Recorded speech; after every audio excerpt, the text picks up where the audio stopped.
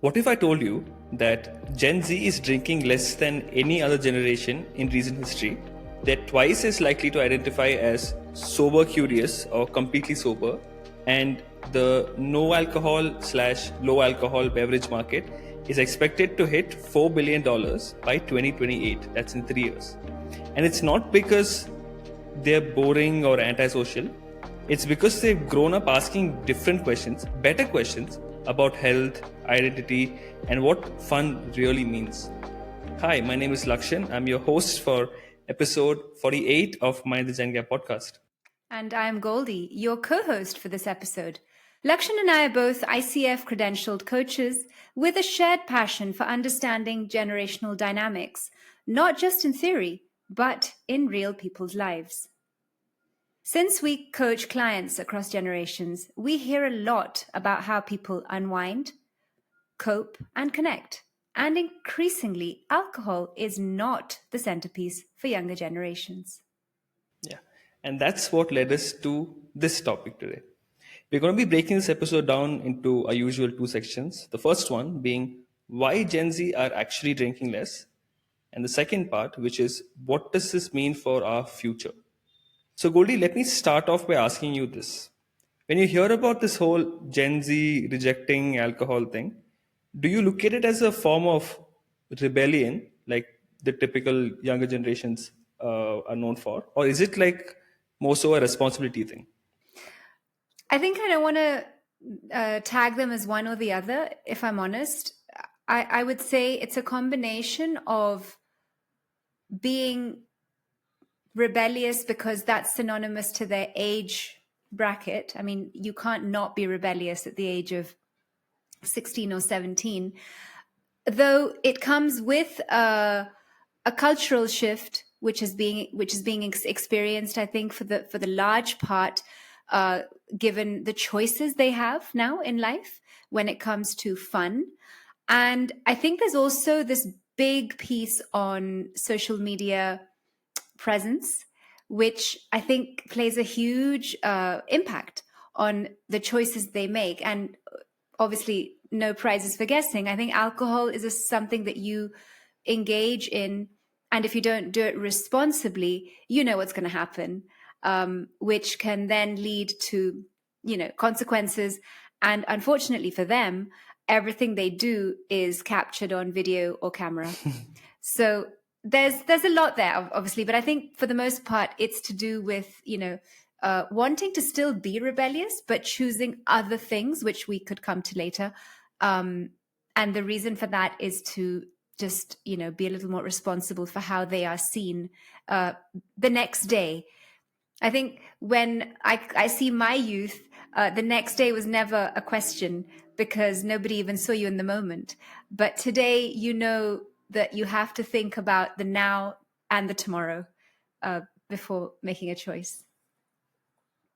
Yeah, I think you made some really interesting points, couple of which are going to actually show up in part one of this episode, which is what we're going to dive into straight away, which is why are Gen Z actually drinking less?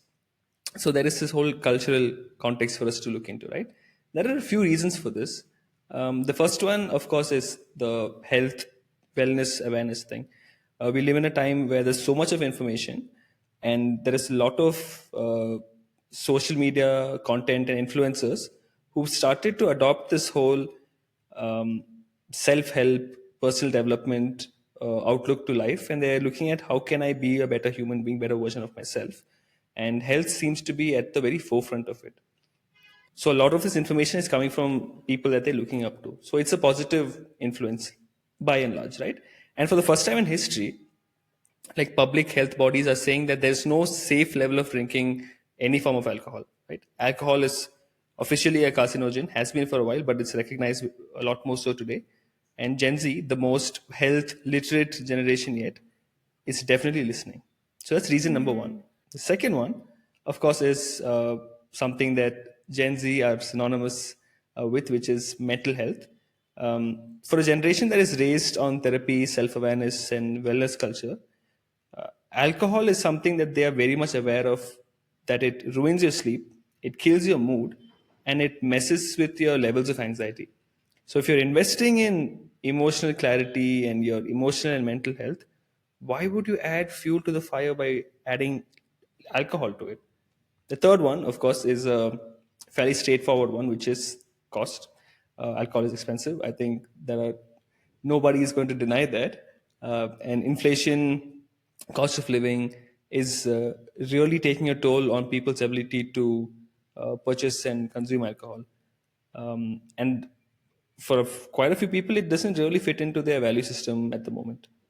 The fourth one being culture and demographics, in the sense that a lot more young people are moving towards taking to religion and spirituality, and a lot of the way that these spirituality religion works is that you kind of try your very best to limit things that don't serve you, and alcohol is one of those things that you are encouraged to abstain from. And a lot of people don't abstain from it just for the sake of it. They see the benefit of it from with respect to the connection with the divine, or however you want to look at it. And it seems to be really, really serving them today. The fifth, of course, is identity. This is something that is similar to what you had mentioned earlier, Goli, which is about people understand that everything is content today, and once something is up on the internet, it's forever. So getting drunk isn't something that resonates with their super carefully curated social brand. As you said, they know they have to wake up the next day, and they know if they mess up, it's going to be on everybody's feet, and they can't live with that, right?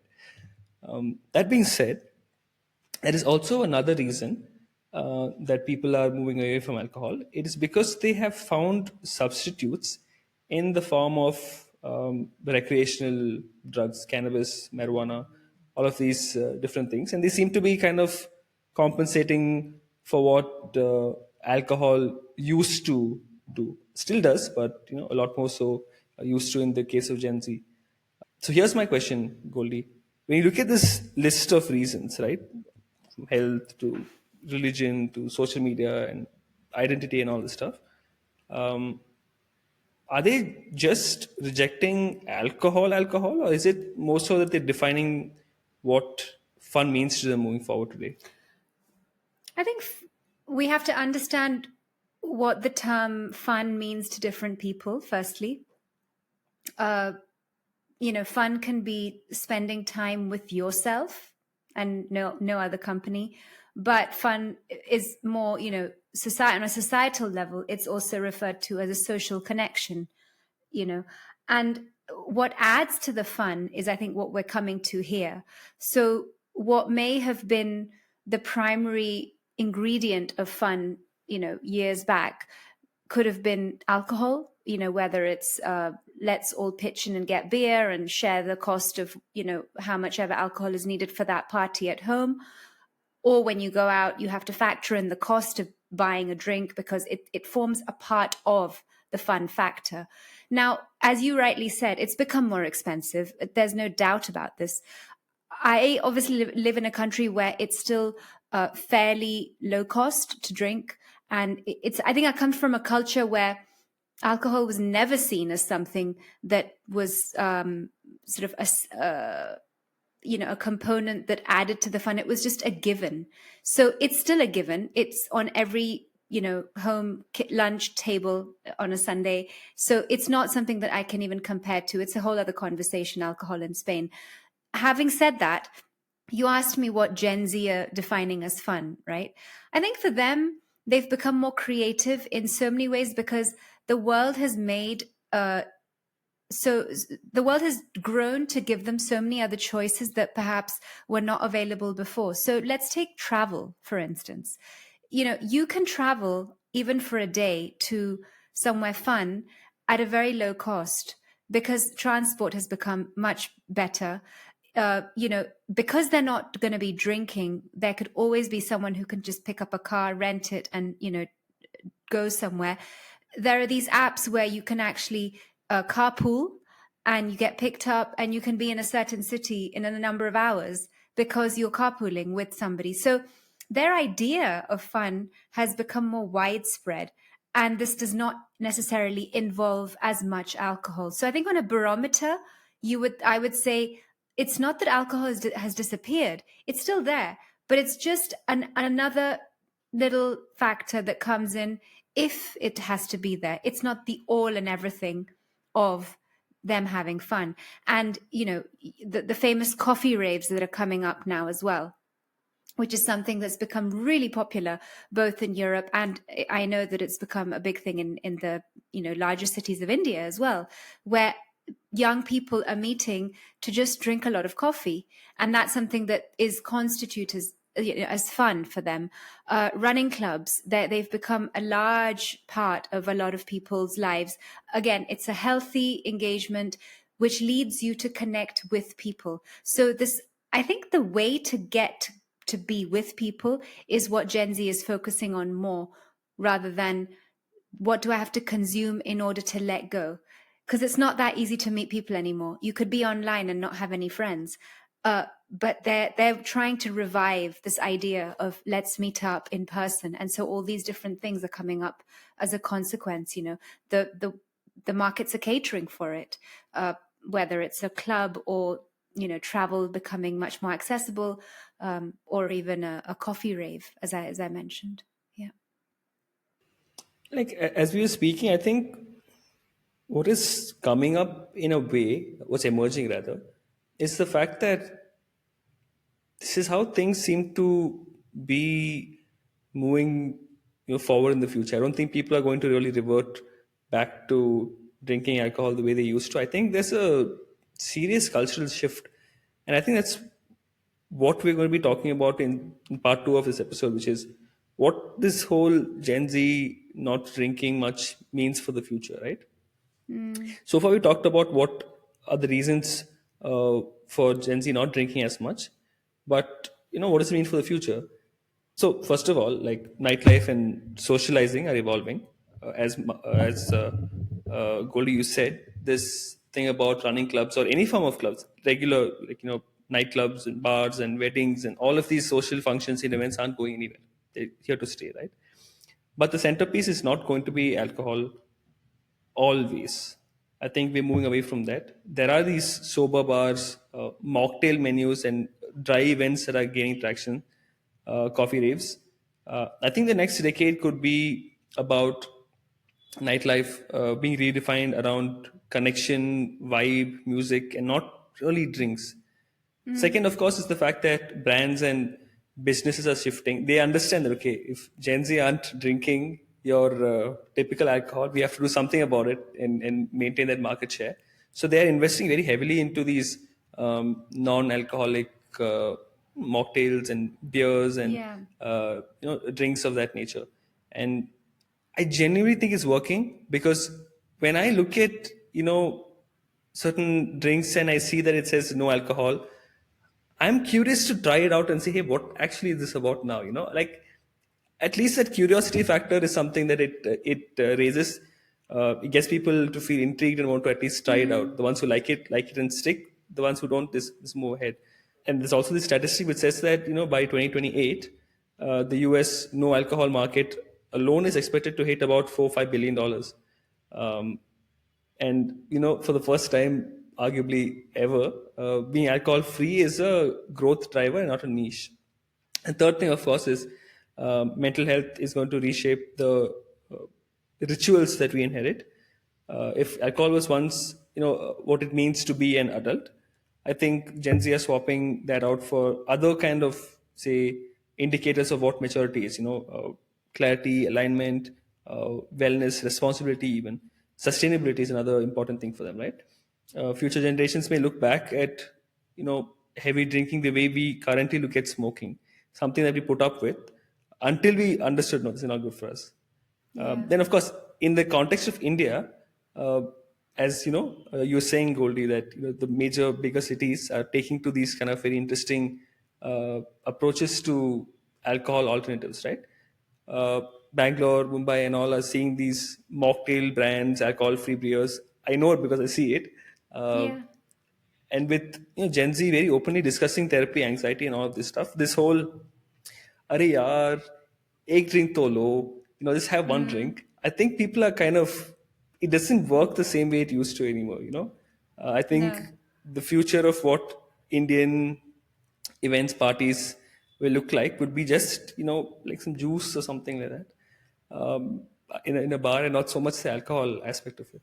And lastly, I think like cultural identity itself may shift permanently, because the way that alcohol is predominantly stood for freedom. It's something that you're, once you are of a particular age, you're free to do what you want, and this is like the it's synonymous with that for the most part, especially when you're younger, right? It stood for rebellion, but today I think Gen Z are proving that freedom can look like just saying no, drawing boundaries, and for once, rebellion can look like choosing clarity and uh, prioritizing yourself rather than giving into what everybody else thinks is the definition of what freedom is for a person. So those are some of the my thoughts in terms of how things are looking, the more we look towards the future. And my question to you, Goldie, now is, when you think about a future where alcohol is optional and it's not like the norm, how do you think it's going to contribute to how generations connect with each other moving forward? Hmm. See, I mean, when you go back a couple of generations and see the boomers, for them, again, depends on the country and culture you're from, alcohol was almost seen as something that was luxurious. In some contexts, it was prohibitive, depending on the religion you come from. And then it was more sort of a higher class type thing that you would consume in depending on your social status. Okay, so it already carried this like taboo stroke. I want to try it because there's so much telling me that it's that untouchable thing, that spirit that I want to get my hands on. I think that's how boomers sort of saw it. Um, when we come down to Gen X, I think it was a lot more democratized worldwide. This was the time when campus culture in most universities we sort of embraced it, and I belong to that culture. Whether or not it suited you, you would actually still be drinking, even though you knew it wasn't suiting your body, because it was complete flip the script to what we are seeing today. If you didn't drink, you were not cool enough. Okay. So we've seen from the being prohibitive to you have to drink because you're cool, and if you don't, you're not cool. Yeah. And then we see the millennials, who I think, again, and I will give them this credit, they introduced what we saw in subtle ways, this coffee culture, sitting around having conversations during the day, which does not involve alcohol. Why? Because it wasn't available.